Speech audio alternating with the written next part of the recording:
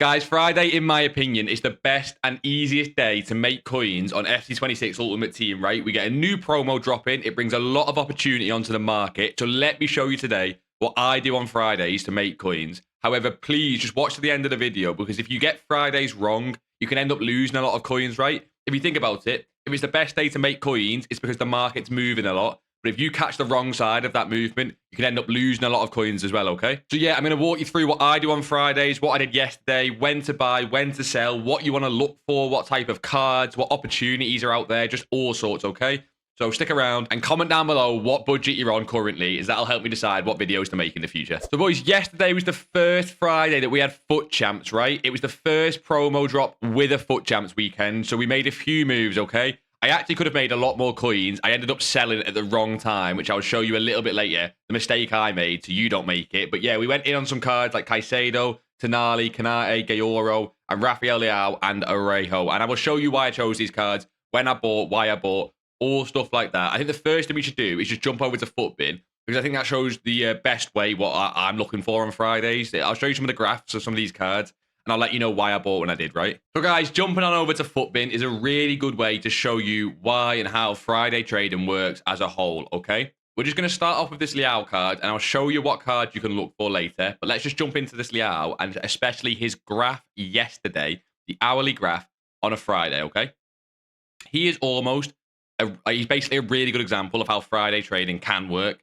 So essentially, he had a nice rise, I think, on Thursday, where he started off quite low at 52. He got to 57. He held this sort of price to 55. And before content, people are buying the teams, right? He goes up to 58,000 coins. So what is that first initial rise? Well, this first initial rise from Thursday into Friday here, up to 58,000 coins, is people buying their teams for FUT Champs. That's one of the biggest demand points of the entire week. People want players for their FUT Champs teams, and they want meta players. That's the first thing, and the first reason why Friday trading works is people need players for their FUT Champs team. You've got demand there, right? Then you'll notice this big dip here. So watch this big dip. Well, this is where we got the new promo. So promo packs dropped. People start opening their marquee matchups rewards, their saved division rival rewards, and maybe just people put store packs, right? It's a lot of store packs. So he went from 58,000 coins, 59,000, to as low as 52. This says 54, but he did get quite a bit lower in that time frame. I was picking them up for around, I think, 52,000 coins in that time frame. That is because, like I say, the pack supply comes on the market. It's 6 o'clock. People are opening all the packs. So it kind of makes sense, right? Then this next rise here is, again, pack supply's dried up, and then people start buying teams for their FUT Champs again. So they're starting to buy these meta players, and he goes up to 58,000 coins. It was the best trade I did yesterday on the Friday. We picked up, I think it was 3 or 4 for 52,000, sold around 57, 58,000 coins. Small profits, but in that nice, like 1 or 2 hour time frame, really nice bit of profit to make, right? That's the first pattern you'll see. That's the first thing we're going to take advantage of. The second one is, obviously, you can see here, this huge drop-off into Friday night and Saturday morning when he hit a low of 49. And again, similarly before, he gets below that. So you can probably pick him up, I think, around 48,000 coins at this point, right? So it's another huge low. And there you can see a nice big rise back up to 53, 54,000 coins again, okay? You can see the pattern emerging there. And this second rise is because, once again, people start selling off the card. The demand is now not as much as it was before. People are finishing their FUT Champs. They're getting FUT Champs rewards as well, which brings a lot of these cards onto the market. But think about how many people finish their FUT Champs around this time, Friday night, and then start selling their teams into this time in the morning, okay? This is when UK people start to really go to bed. So then you start to see this climb back up. You start to see this climb from sort of 6 or 7. Normally, it can be a little bit later as well, as people are getting back online on Saturday, starting to buy their teams for FUT Champs again, right? And that's what causes this big rise. So this is the general pattern you'll see on a lot of cards. And it can seem quite simple to make coins, but there's a lot of nuance to it, okay? I want to show you a second card, which is Ronald Araujo, who we did make some really nice coins on this morning. But let me show you why Ronald Araujo didn't follow the same pattern as yesterday with Leao, okay? If we jump into this Ronald Araujo graph on the hourly, and we look at yesterday on Friday, he also, by the way, had a nice big rise on Thursday. Similar pattern, goes from 15 to near 20,000 coins. And yesterday, that's where he was sitting, around 20,000 coins. But if you look at him, why was he not a buy at around 6 o'clock here when we bought Leao? Why was not a rebound on Araujo, right? This was a really, really simple one, but it's one that a lot of people do miss and they get caught out on. Yesterday, content, 6 p.m. time, we got this Hanko SBC, okay? When you're trading Friday, content is super important. Content is everything from Evos, Objective, SBCs, and especially store packs, which I'll touch on at the end of the video. Please don't miss that. It is super important, okay? We got this Hanko SBC. He was very fairly priced. You can often tell if an SBC is going to be completed a lot by the likes and like down votes on Futbin. He had nearly 2,000 up votes, 80 down votes. This is clearly a really well completed SBC. And he's a La Liga centre-back. He's the exact same as Araujo, right? A La Liga centre-back. So a lot of these people that had Araujo in their team were simply just selling them off to buy to complete the Hanko SBC. So this demand was never going to be there late last night on a Friday. If we look at the Friday market, this demand here was never going to be there because these people are selling off because of pack supply and everything. But then they don't need to buy him back because they've got Hanko, right? So they don't need that position anymore. So that is one to look out for. You need to avoid the players that are getting popular SBCs. You need to avoid players in the same position as a popular Evo that drops, right? And it goes for every Friday. It's the same pattern. And once you learn this pattern, you can start to print coins every single week. But like I said, I did end up buying Araujo and we sold him this morning, as you've seen. So why was that, right?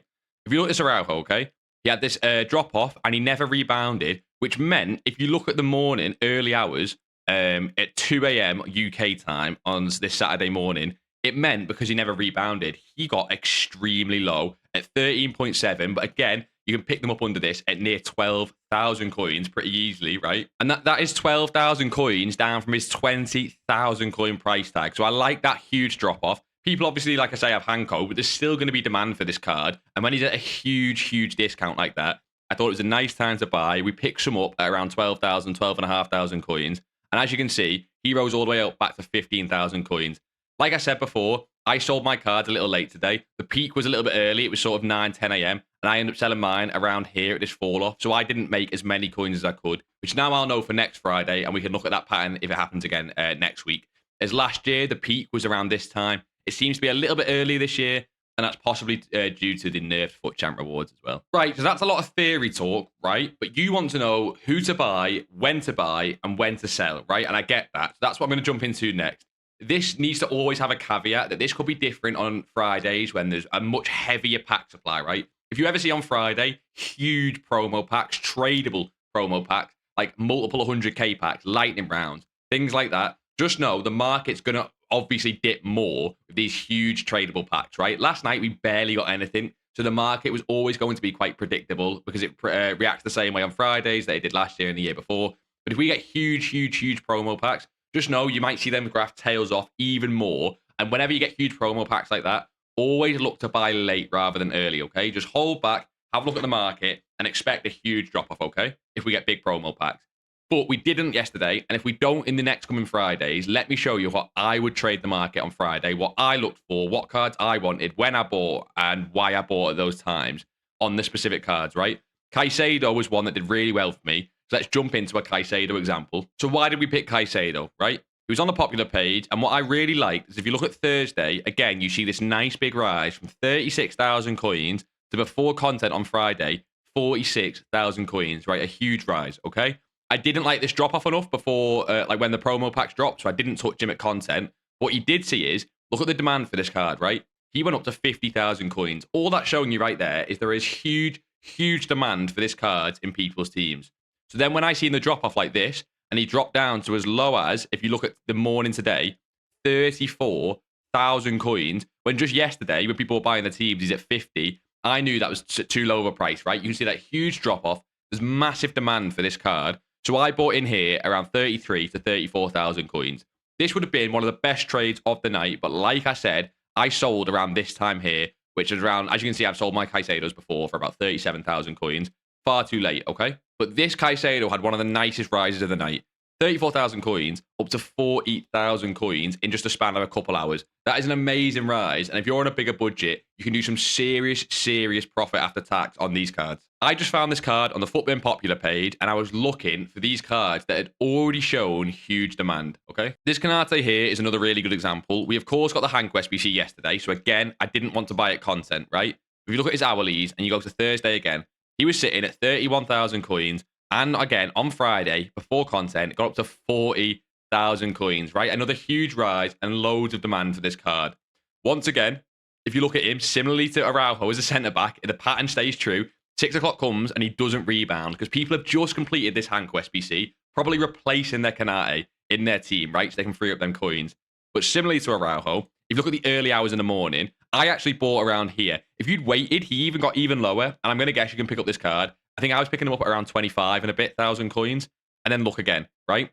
People start waking up. They start to need to buy their teams again for FUT Champs. And he gets as high as 30,000 coins, right? If you look at that, I was picking them up for, I think, about 25.50, 25.750. That's a 5,000 coin rise in a couple hours, and you can buy multiple of these cards. It's really, really simple, but it's really nice profit after tax on these rises, and you can expect this pattern to repeat itself most Fridays. In terms of when to sell these cards, it looks like the pattern this year is going to be just early hours of the UK morning. This is 10 o'clock UK time. There's 30,000 coins that it is his max price that he got to there, and we've seen a similar trend on most of the cards this morning. So that's the method, boys, but now you need to know what not to do, right? This next bit's what's going to save you losing hundreds of thousands of coins over the course of FC26. First thing not to do is panic, right?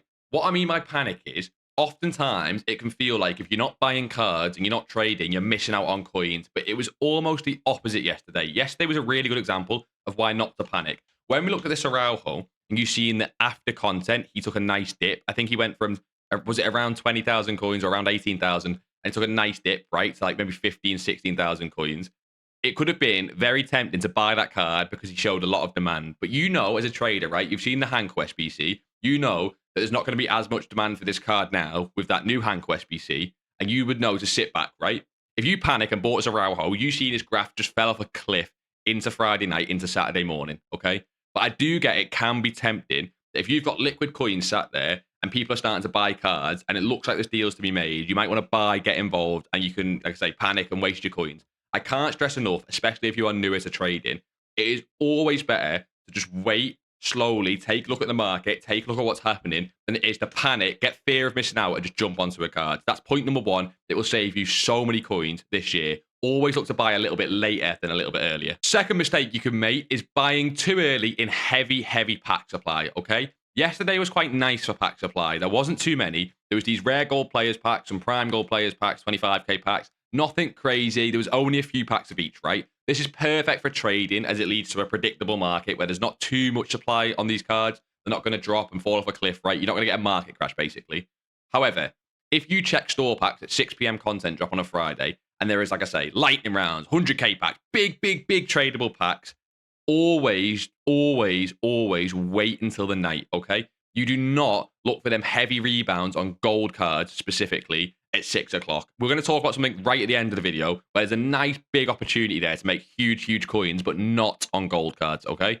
They will just keep dropping into the night as the supply will outweigh the demand for them with huge packs, especially lower tier meta. You might be able to get away with some higher tier cards, the 200, 300,000 coin plus cards, but lower tier meta are just going to get annihilated if you have huge pack supply. Another point I noted down in terms of what not to do is just buying for the sake of buying. Like I say, it's similar to that last point before around panic. Don't just buy for the sake of you have coins, right? If the market's going down and you don't buy, but the market keeps going down, your coins are inherently worth more because all the players are worth less. So your same coin balance can now buy you a better team. So again, like I say, don't panic. Don't buy for the sake of buying. I said don't buy golds on heavy pack supply at 6 o'clock on a Friday.